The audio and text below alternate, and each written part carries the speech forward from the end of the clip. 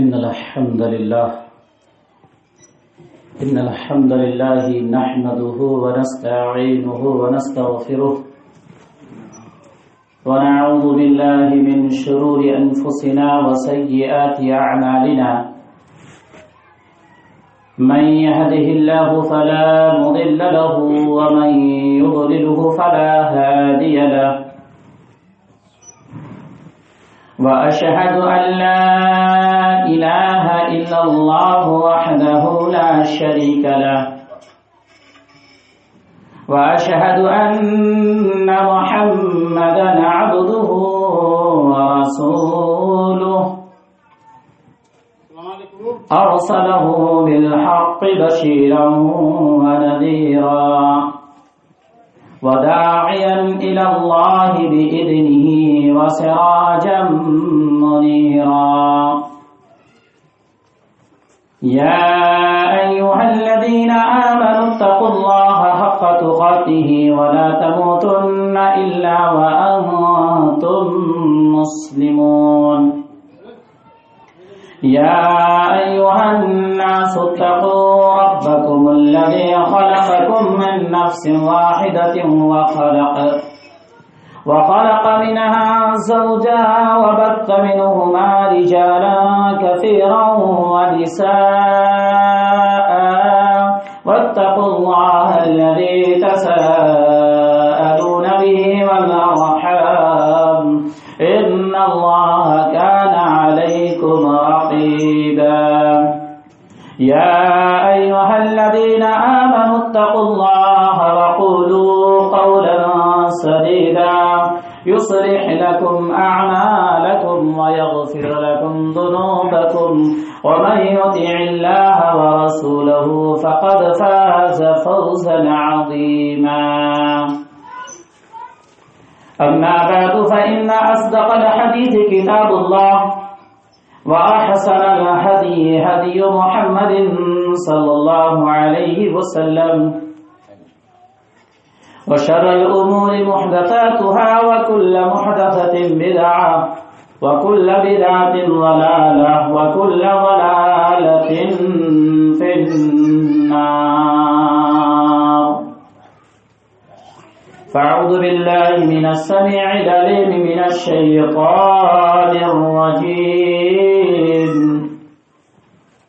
ولا تبذر تبذيرا إن المبذرين كانوا إخوان الشياطين وكان الشيطان لربه كفورا رب اشرح لي صدري ويسر لي أمري واحلل عقدة من لساني يفقهوا قولي اللهم ربي زدني علما وارزقني فهما سبحانك لا علم لنا إلا ما علمتنا إنك أنت العليم الحكيم ربنا هب لنا من أزواجنا وذرياتنا قرة أعين واجعلنا للمتقين إماما رب ارحمهما كما ربياني صغيرا رب ارحمهما كما ربياني صغيرا رب ارحمهما كما ربياني صغيرا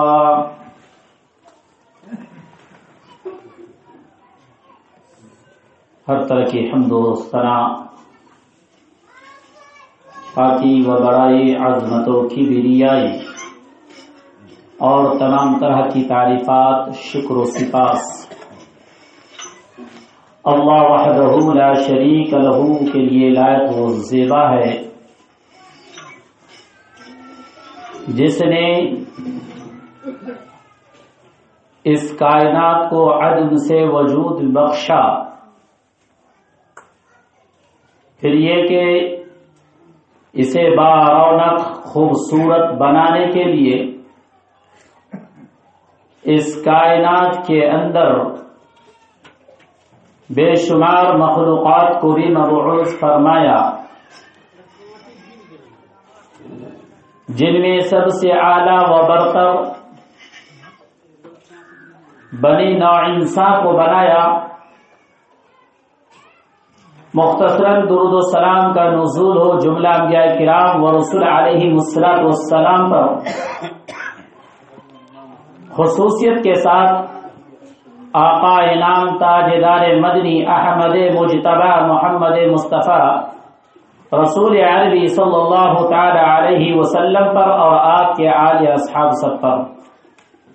اللہم صلی علی محمد وعلی آل محمد كما صليت على إبراهيم وعلى آل إبراهيم إنك حميد مجيد اللهم بارك على محمد وعلى آل محمد كما باركت على إبراهيم وعلى آل إبراهيم إنك حميد مجيد۔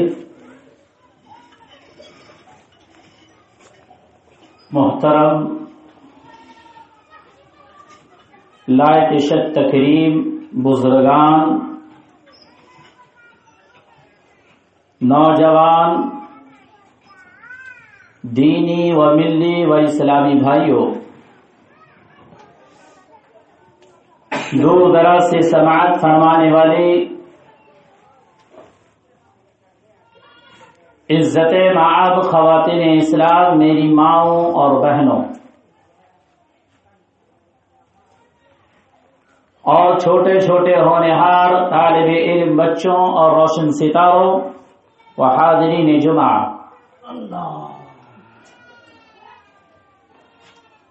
خطبہ مسنونہ کے بعد سورہ بنی اسرائیل سے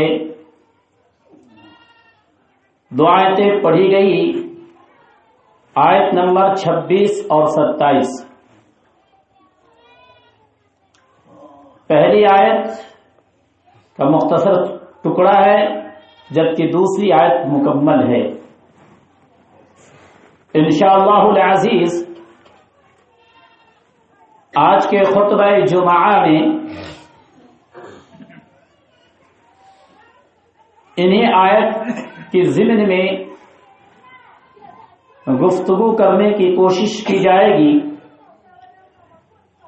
دعا گوئیں الہ العالمین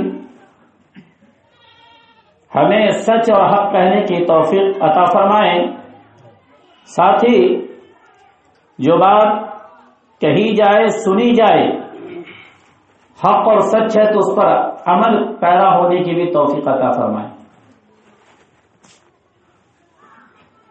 حضرات،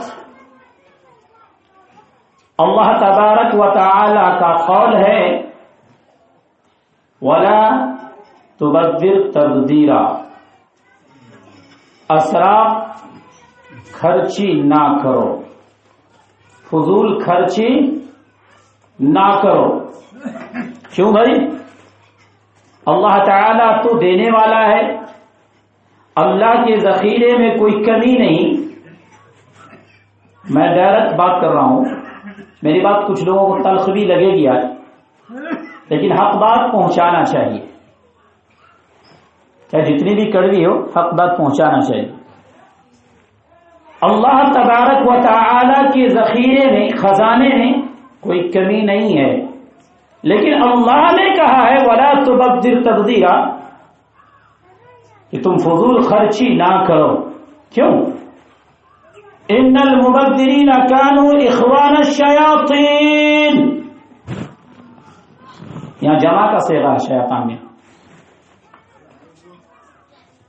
جو فضول خرچی کرتا ہے، اسراف خرچی کرتا ہے، وہ شیطانوں کے بھائی ہے، نہیں کہ شیطان کے بھائی، شیطانوں کے بھائی، شیاطین شیطانوں کے بھائی ہے۔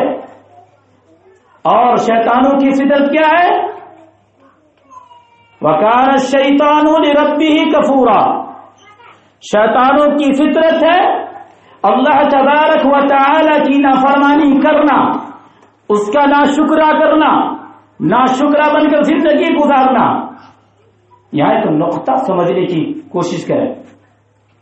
اللہ تبارک و تعالی نے پہلے فضول خرچی سے روکا، بعد میں یہ کہا جو فضول خرچی کرتا ہے وہ شیطان کا بھائی ہے، اور یہ بھی بتایا کہ شیطان کے بھائی بننے سے کیوں روکتے ہیں، کہ وہ اللہ تبارک و تعالی، وہ اللہ رب العالمین جو سارے کائنات کا پالنہار ہے، جو سارے کائنات کا بنانے والا ہے، اس کا حکم ہے، وہ میرا نافرمان ہے، نہ میرا ناشکرا ہے۔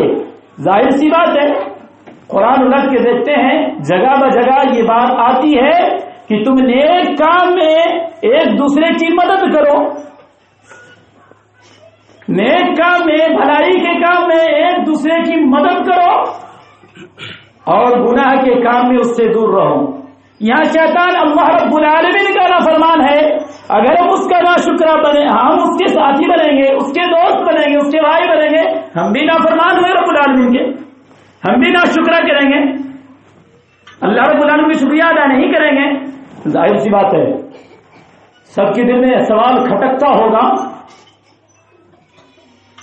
کیا آپ اس طرح کی بات کیوں کہہ رہے ہیں؟ جی ہاں، ہمارا آپ فضول خرچی بہت کرتے ہیں، یہی وجہ ہے کہ ہر چہار جانب معائنہ کیا جائے، غیروں کو، اپنا نہیں غیروں کا، ادر کاسٹ والے کا معائنہ کیا جائے تو ہمارے اور آپ کی بنسبت وہ آگے ہے، ہر معاملے میں آگے ہے۔ علم کا معاملہ ہو، مال و دولت کا معاملہ ہو، زمین و جائیداد کا معاملہ ہو، ہر معاملے میں آگے نکل گئے۔ آخر کیوں؟ جبکہ ان لوگوں کے اندر ہمارا رویہ ہے، ہمارا طریقہ ہے، اور ان لوگوں کا طریقہ ہمارے اندر آ گیا۔ یہ کیسے؟ تو میں مثال دینا شروع کرتا ہوں۔ اب میری عادت ہے مثال دے دے کے سمجھانے کی۔ آج سے تقریباً 10 سال پہلے کی بات ہے کہ الحمدللہ منگنی کی رسم بہت اچھے انداز میں گزار دیا جاتا تھا، جسے ہم لوگ کٹمیتی کہتے ہیں اپنے زبان میں۔ ایک دوسرے کا رشتہ داری، ایک دوسرے سے ریلیشن جب جڑتا ہے تو اسلامی طریقہ کو چھوڑ بیٹھتا ہے، اور آج تو حد پار کر گیا، حد پار کر گیا۔ آج سے 10 سال پہلے میں نے یہ اشارہ کیا تھا کسی محفل میں، لیکن لوگوں نے اس پر دھیان نہیں دیا، اور ہم لوگوں میں سے، پڑھے لکھوں میں سے اس پر غور خوض نہیں کیا۔ میں سب کو نہیں کہہ سکتا، اہل علم والے کو کہہ سکتا ہوں کہ پہلی اس کی غلطی ہے کہ آج اس کی روک تھام کیوں نہیں ہوئی۔ آج پھر اس بات کو دہرانے کی کیوں ضرورت پڑی، جبکہ انسان کے لیے اشارہ کافی ہے۔ آئیے میں بتاتا ہوں۔ آج کٹمیتی لگتا ہے، رشتہ جوڑتا ہے، بات بہت اچھی ہوتی ہے، چلو نا پہلے کر لیتے ہیں نا، بعد میں دیکھا جائے گا، سب ہم لوگ دوسرے کو چھوڑ دیں گے، مل جل کے کر لیں گے، کچھ زیادہ تانا کھینچی نہیں ہونا چاہیے۔ لیکن جب چوڑی پہنانے کی بات آتی ہے، اپنے یہاں رسمی بات کر رہا ہوں، رواج جو اپنے یہاں چل رہا ہے، چوڑی پہنانے کی بات آتی ہے تو ایسا معلوم ہوتا بارات لے کے آ رہے ہیں، عورتوں اور مردوں کی بارات لے کے آ رہے ہیں، 60 آدمی 70 آدمی۔ بھلا بتائیے، ایک غریب آدمی جو بڑی مشکل سے بیٹی کی شادی کے لیے پیسے جوڑ جوڑ کے جمع کیے اور اس دہلیز تک پہنچے ہیں، اور اس دہلیز پہ قدم ابھی رکھے ہی تھے، کیا آپ نے دستک دیا، اس کا حوصلہ بڑھایا، اور حوصلہ بڑھانے کے بعد آپ اس پہ اس طرح چڑھ گئے کہ پھر اٹھانے کی جرات نہیں کر سکتا۔ مجھے یاد ہے کہ پہلے کے لوگ جو کٹمیتی کرتے تھے، چائے اور بسکٹ پہ کام چل جاتا تھا، بس 2 سے 4 آدمی گئے، بس بات ختم ہو گئی۔ لیکن یہاں 60-70 آدمیوں کی ایک جم گھٹا، ایک جمع کو پھر جماعت آتی ہے، جس میں عورتوں مرد سب آتے ہیں، سر پہ ٹوکری لے کے، کچھ مٹھائیاں لے کے۔ یہ سب کیا ہے؟ کیا اسلام اس کی اجازت دیتا؟ شریعت اس کی اجازت دیتی؟ نہیں، یہ سب ہندوانہ رسم ہے، غیروں سے ہم نے نقالی کر کے لے لیا ہے۔ یہ ان میں تھا، یہ ہم میں آ گیا، اور جو ہم میں تھا انہوں نے اپنے اندر لے لیا۔ بھلا بتائیے، اب اسلام کو کیسے فالو کر رہے ہیں؟ شریعت کو کیسے مان رہے ہیں؟ اللہ پر کیسا ہی مان رہا؟ یہ تو ایک بات ہوئی کہ کٹمیتی میں اتنی چڑھا بڑھا کے دباتے ہیں لڑکی والوں کو. اب لڑکی والے بھی سوچنے پر مجبور ہو جاتا ہے آج ہم کو اتنا خرچہ کروایا ہم بھی نہیں چھوڑیں گے, ہمیں اس سے کم نہیں ہے, یہ مانگیں گے وہ مانگیں گے. پتا چلا ایک گاڑی پر جو ہے میوزک پر جو ہے مٹھائیاں لدا کے آ جاتی ہے. اللہ اکبر, یہ سب کہاں اسلام کی اس کی اجازت دیتی اسلام نہیں. اور جب تک نکاح نہیں ہوتا, جب تک دونوں میں ایسا اتفاق اور ایسی محبت ہوتی ہے, ایسی انسیت ہوتی ہے, ایسی الفت ہوتی ہے, ایسا معلوم ہوتا ہے کہ دونوں جسے سمدھی کہتے ہیں, دونوں کٹمب دونوں سمدھی ایک ماں باپ کے بچے ہوں, اس طرح محبت ہوتی ہے. نکاح ہونے تک اس طرح ہوتی ہے محبت, لیکن جب نکاح کے ایک ہی ہفتہ کے بعد لڑکی پر جب ظلم و زیادتی ہوتی ہے اور لڑکی کے ماں باپ کو جو تکلیفیں ہوتی ہے, یہ تو بے انتہا ہے, یہ حد کو پار کر چکا ہے. جس کے ماں باپ, غور کیجیے گا میرے باتوں پر, جس کے ماں باپ یہ چاہتے ہیں کہ میری بیٹی میری بیٹیاں جس طرح سے میرے لیے عزیز اور محترم ہے, اسی طرح سے لڑکے کے ماں باپ کو بھی سوچنا چاہیے یہ بہو میرے لیے عزیز اور محترم ہے, بلکہ وہ اس سے بھی بہتر عزیز اور محترم ہے. کیوں؟ اس لیے کہ اس نے ماں باپ کی محبت کو بلائے طاق رکھا, آپ کے گھر میں دستک دی اور آپ کے بیٹے کی جوسیت میں آیا اور آپ کی بیٹے کی ہر بات کو ماننے والی ہو گئی, آپ کے ہر کام کو انجام دینے والی ہو گئی. لیکن آج اس کو ہم نوکرانی سمجھ لیتے ہیں اور اسے قدم قدم پہ ستانا شروع کر دیتے ہیں. اور اپنے یہاں تو ایک حد یہ بھی ہے کہ اگر تھوڑی سی بھی کسی اور کے ساتھ معاملہ ہو جاتا ہے, اس غصے کو اپنے گھر میں لا کے مار پیٹ بھی کرتے ہیں. نعوذ باللہ. کیا شریعت اس کی اجازت دیتی ہے؟ قرآن اٹھائیے, 4 پارہ کی آخری صفحہ پڑھیے اور اس آیت کے ترجمہ پڑھیے. اللہ نے کیا کہا؟ یا ایھا الذین آمنوا لا یحل لکم ان ترثوا النساء کرہا. اس آیت کو پورا پڑھیے, اس کے اندر کیا کہتا ہے سنیے ذرا کان کے پردہ صاف کر کے. اے وہ لوگوں جو اللہ پر ایمان لانے والے ہوں, جناب محمد رسول اللہ صلی اللہ علیہ وسلم کی شریعت کو تسلیم کرنے والے ہوں, اے وہ لوگوں جو ایمان والا کہلانے والے ہوں, اپنی بیویوں پر اپنی عورتوں پر زبردستی حاکم نہ بن جاؤ اور اس کے مال کو غصب نہ کر جاؤ, بلکہ اس کے ساتھ اچھے بود و باش رکھو. وعاشروہن بالمعروف, اس کے ساتھ اچھے بود و باش رکھو, اچھا پیار دو, اچھی محبت دو اور ہر معاملہ میں اس کا ساتھ دو. اگر اسے تکلیف ہے تو وہ تکلیف بانٹنے کی کوشش کرو, اگر وہ خوش ہے تو اس خوشی میں بھی شامل ہو, حال ہو جاؤ. اسلام یہ سکھاتا ہے, نہ کہ یہ سکھاتا ہے کہ سیدھا پیٹنا شروع کر دو, چپل برسانا شروع کر دو, لاٹیاں برسانا شروع کر دو, گالیاں دینا شروع کر دو. گالی دینا کس کا کام ہے جانتے ہیں؟ منافق کا. خاص طور فجر جب آپس میں انبن ہوتا ہے تو زیادہ گالیاں بولتا ہے. ان اللہ لا یہدی القوم الفاسقین, یقینا اللہ تعالیٰ ایسے فاسق کو, ایسے گنہگار کو, ایسے فاجر کو ہدایت نہیں دیتا. اب یہ سمجھتے ہیں کہ گھر کے معاملہ میں اپنے سر پہ لے کے زیادہ چلا دیا, 10 لوگوں کو جمع کر دیا تو میں بہت بڑا قابل ہو گیا.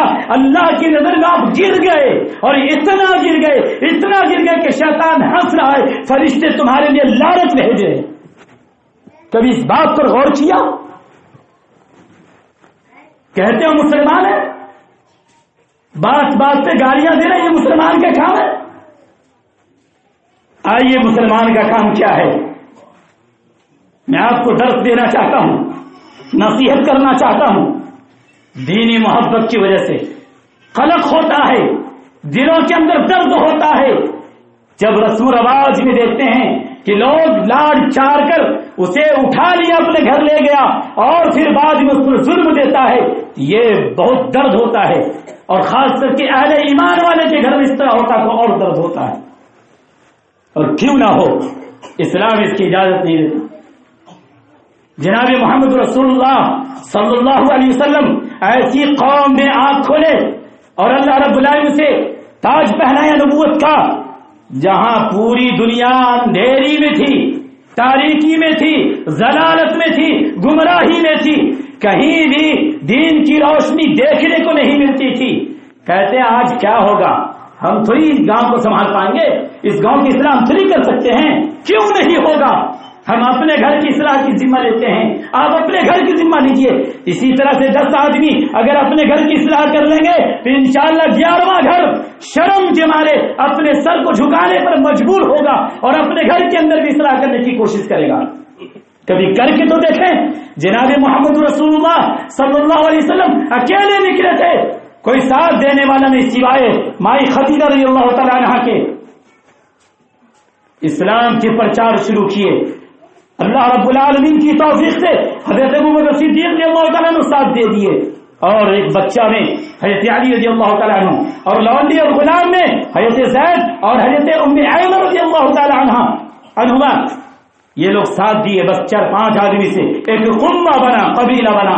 آج ایک گھر میں ایک ٹیم موجود ہے کھیلنے کی، لیکن اصلاح کرنے کی ایک لوگ بھی جماعت سے کھڑا نہیں ہوتا۔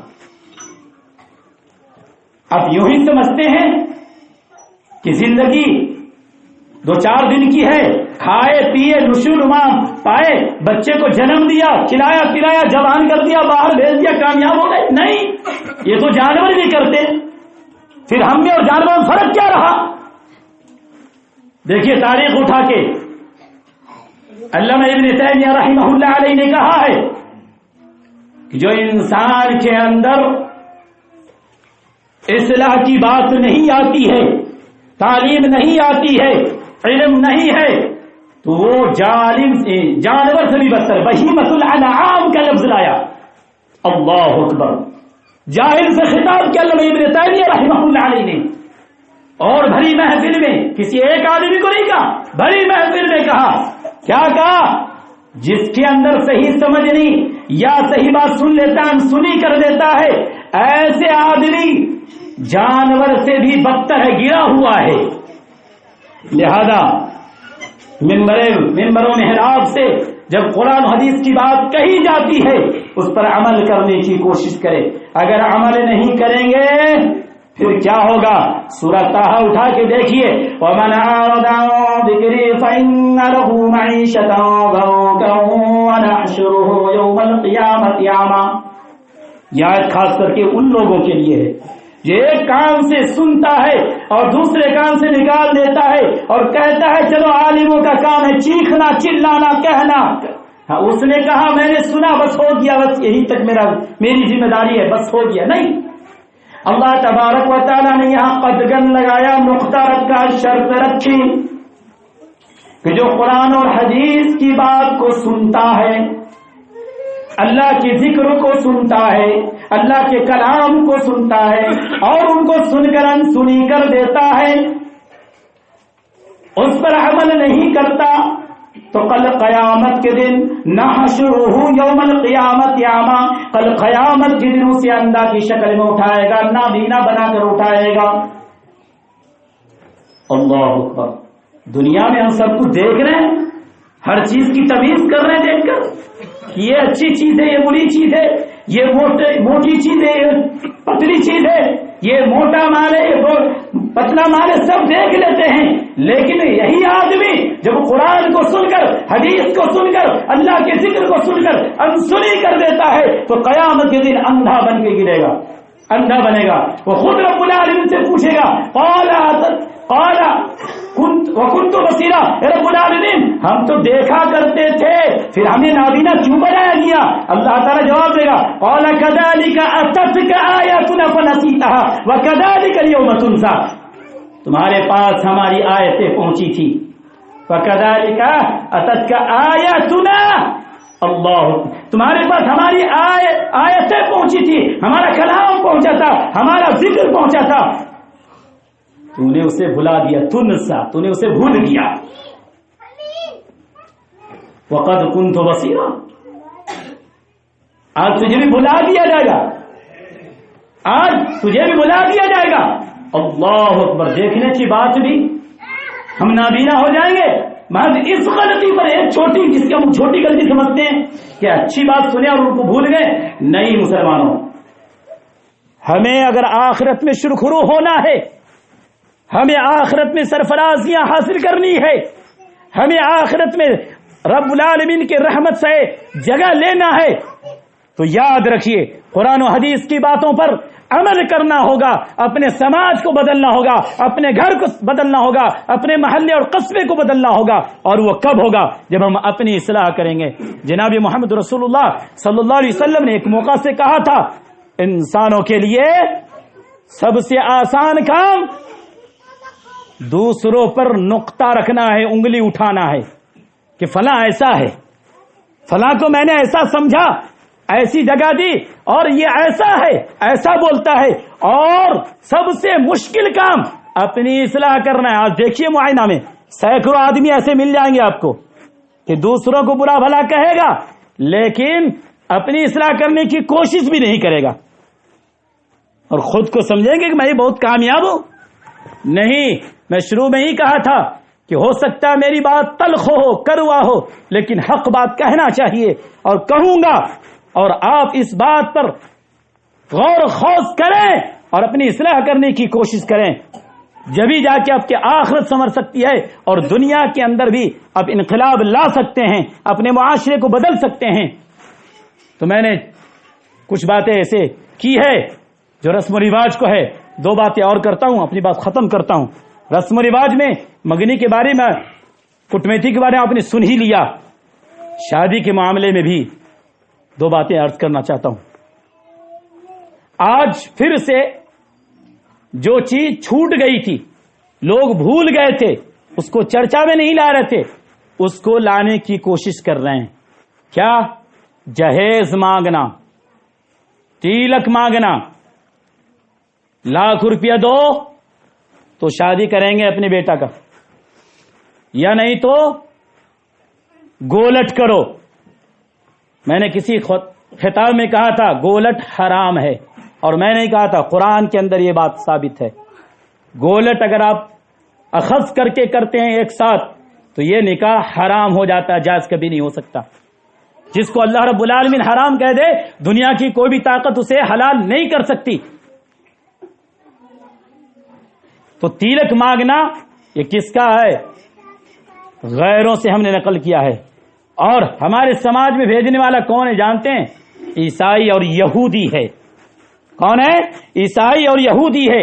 اکثر معاملات میں ہم یہودیوں کو اپنا پیکر بنا لیتے ہیں، نمونہ بناتے ہیں، جبکہ قرآن اعلان کرتا ہے لقد کان لکم فی رسول اللہ اسوۃ حسنہ، کہ تمہارے لیے سب سے بہتر، انمول، آئیڈیل نمونہ کوئی ہے سیمپل تو جناب محمد رسول اللہ صلی اللہ علیہ وسلم ہے. اس کے علاوہ تمہارا کوئی نہیں ہو سکتا. چاہے وہ جتنا بڑا دقاق ہو، جتنا بڑا مالدار ہو، وہ نہیں ہو سکتا ہمارا آئیڈیل. ہمارا آئیڈیل ہے تو وہی ہے جس کے بارے میں اللہ رب العالمین گواہی دی ہے، لقد کان لکم فی رسول اللہ اسوۃ حسنہ. اور جناب محمد رسول اللہ صلی اللہ علیہ وسلم نے کہا سب سے آسان نکاح وہ ہے جس میں سب سے کم لاگت لگے، سب سے کم خرچ لگے. آج جو رسم و رواج چلا ہوا ہے، اس رواج میں پہلی رسم کو نبھانے کے لیے جو خرچ کرتا ہے، اس میں پہلے شادی ہوتی تھی. ایک لڑکی کی شادی ہوتی تھی جتنا آج کٹمیتی میں خرچ ہو رہا ہے. وہ ایک لڑکی کی شادی میں اتنا خرچ ہوتی تھی، رقم لگتی تھی. لیکن آج افسوس ہے مسلمانوں پر، آواز نہیں نکل رہی ہے. اس کی وجہ سے کیوں؟ جذبات کی وجہ سے. کہ آخر ہمارے مسلمان اتنے بے حس کیوں ہو گئے؟ بارہا خطبہ سنتے ہیں یا نکاح کے محفل میں بھی رسم و رواج کی بات سنتے ہیں، لیکن انسنے کیوں ہے؟ لوگ کہتے ہیں مولانا آپ کی بات اثر کیوں نہیں کرتی؟ آپ کی بات صحیح ہے کہ میری بات اثر نہیں کرتی، صحیح بات ہے۔ آپ ایک حدیث سنیے، صحیح مسلم کی روایت ہے، راوی حدیث حضرت مقداد اسود رضی اللہ تعالی عنہ بیان کرتے ہیں کہ اللہ کے نبی صلی اللہ علیہ وسلم، تھوڑا باہر لے جاؤ، حضرت مقداد بن اسود رضی اللہ تعالی عنہ بیان کرتے ہیں کہ اللہ کے نبی صلی اللہ علیہ وسلم نے ایک جملہ کو 3 مرتبہ دہرایا۔ کتنی مرتبہ؟ 3 مرتبہ۔ اور وہ جملہ کیا تھا کہ فتنوں کے دور میں نیک بخت وہی ہے، ذرا غور کیجئے گا، فتنوں کے دور میں نیک بخت، سعادت مند، خوش نصیب وہی ہے جو فتنہ سے بچا لیا گیا ہو۔ 3 بار اس بات کو دہرایا۔ اب یہاں ایک سوال اٹھتا ہے، فتنہ سے کون بچا لیا گیا اور کیسے بچا؟ تو اللہ کے نبی صلی اللہ علیہ وسلم نے اسی حدیث میں کہا جو ہدایت یافتہ ہے وہ فتنہ سے دور رہتے ہیں، ہاں اس کے حق میں ایک بکری کا ایک کھوڑی ہی نصیب کیوں نہ ہو، وہ ایک اپنے قصبہ کو چھوڑ کر کنارے بیٹھ کے زندگی گزارنے کی کوشش کرتے ہیں تاکہ فتنہ سے بچ جائیں۔ اور ہمارا آپ کا رویہ کیا ہے؟ جہاں 2-4 آدمی زور سے بولے وہاں جمع ہو جاتے ہیں، فتنہ میں جانے کی کوشش کرتے ہیں۔ اللہ کے نبی فرما رہے ہیں سب سے خوش نصیب نیک بخت وہ آدمی ہے جو فتنہ سے دور رہا، اس سے بچا لیا گیا۔ اور کون بچا؟ جو ہدایت یافتہ ہے۔ ہدایت ملتی کس کو ہے؟ جو ہدایت چاہتا ہے۔ اٹھائیے قرآن سے پوچھئے، والذین جاہدوا فینا لنہدینہم سبلنا وَإِنَّ اللَّهَ لَمَعَ الْمُحْسِنِينَ۔ غالباً سورہ عنکبوت کی آخری آیت ہے، سورہ عنکبوت کی آخری آیت ہے۔ اس آیت کریمہ کے اندر اللہ رب العالمین نے کہا جو لوگ میری راہ میں چلنے کی کوشش کرتا ہے، یعنی ہدایت پانے کی کوشش کرتا ہے، جو لوگ میری طرف آنے کی کوشش کرتا ہے تو ضرور ضرور ہم اس کو ہدایت دے دیتے ہیں۔ اور یقیناً جس کو ہدایت مل جاتا ہے ہم نیکوکار کے ساتھ ہیں، دوست ہیں، مع المحسنین۔ محسنین سے مراد وہ نیکوکار میں سے ہے، اور مع یعنی ہم اس کے ساتھ رہیں گے۔ اللہ اکبر۔ اللہ جس کا ساتھ ہو جائے اس سے بہتر کوئی آدمی ہو سکتا نہیں ہو سکتا۔ آج ہوٹل سیکھنے والے 10 مل جائیں گے، آپ کی وہ عزت نہیں بنے گی، لیکن دنیا کے اندر آپ کی بھلی عزت نہ ہو، آخرت میں اللہ آپ کا ساتھ ہو جائے، یہ اعلان کر ہم اس کے ساتھ ہے، تو آپ سے بہتر کوئی سرخرو نہیں ہو سکتا، آپ سے بہتر کوئی کامیاب نہیں ہو سکتا۔ بھلے دنیا کے اندر کوئی اسے عزت کرے یا نہ کرے، لیکن اللہ نے اس کی ڈگری دے دی ہے، سرٹیفکیٹ دے دیا ہے، اور اللہ جس سرٹیفکیٹ دے دے اس سرٹیفکیٹ کو کوئی لال قلم نہیں لگا سکتا، کوئی رد نہیں کر سکتا، اور کوئی اس میں رشوت کی بات بھی نہیں آتی۔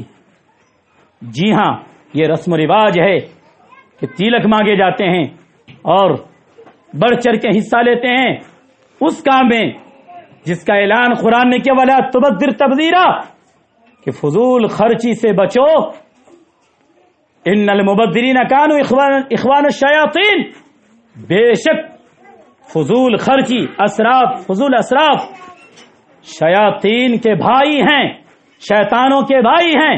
وَكَانَ الشَّيْطَانُ لِرَبِّهِ كَفُورًا، اور جو شیطان اللہ رب العالمین کا ناشکر ہے، نافرمان ہے، تو جو اس گروپ میں جائے گا وہ بھی اللہ تعالیٰ کا نافرمان ہوگا۔ ہمیں اللہ تعالیٰ اپنی عبادت کے لیے، اپنی فرما برداری کے لیے پیدا کیا ہے، نہ کہ شیطانوں کی فرما برداری کے لیے۔ ذرا اسی بات پر غور کر لیجئے اور اپنے آپ کی اصلاح کرنے کی کوشش کیجئے۔ اللہ تعالیٰ نے اعلان کیا سورہ ذاریات کے اندر، وَمَا خَلَقْتُ الْجِنَّ وَالْإِنسَ إِلَّا لِيَعْبُدُونَ، کہ ہم نے محض تجھے اس لیے پیدا کیا، جن اور انسان کو، کہ اپنی عبادت کرے میری، وہ میری اپنی عبادت کرے۔ اللہ اکبر۔ ہم اللہ رب العالمین کی عبادت کو چھوڑ کے شیطانوں کے پرستار بن رہے ہیں، یہودیوں اور عیسائیوں کے پرستار بن رہے ہیں، ہندوانہ رسم اپنے گھروں کے اندر لا رہے ہیں۔ وقت ہو چکا ہے، باتیں بہت ساری تھی، میں کہہ نہیں سکا، انشاءاللہ کبھی موقع ملا تو اور کہنے کی کوشش کروں گا۔ دعا کرتا ہوں اللہ رب العالمین جو کچھ بھی کہا گیا ہے اگر سچ اور حق ہے تو ہم سب کو اپنی اپنی اصلاح کرنے کی توفیق عطا فرما۔ اپنے گھر کی اصلاح کرنے کی توفیق عطا فرما، اپنے معاشرے کی اصلاح کرنے کی توفیق عطا فرما، اپنے محلے اور قصبے کی اصلاح کرنے کی توفیق عطا فرما۔ اللہ تعالیٰ سے یوں بھی دعا کیجیے اللہ رب العالمین اگر نیک کام کرنے میں، ایک دوسرے کی اصلاح کرنے میں، اللہ تیرا اعلان ہے کہ اگر مجھے تکلیف ہو تو اللہ تو رحم فرماتا ہے، لعلکم ترحمون، ایسے لوگوں پر شاید کہ رحم کر دیا جائے، اللہ اس گروہ کے اندر ہم سب کو شامل فرما لے۔ آمین وما توفیقی الا بالله۔ بارک اللہ لنا ولکم فی القرآن العظیم ونفعنا وإیاکم بالآیات والذکر الحکیم انہ تعالی جواد الملک الرؤوف الرحیم۔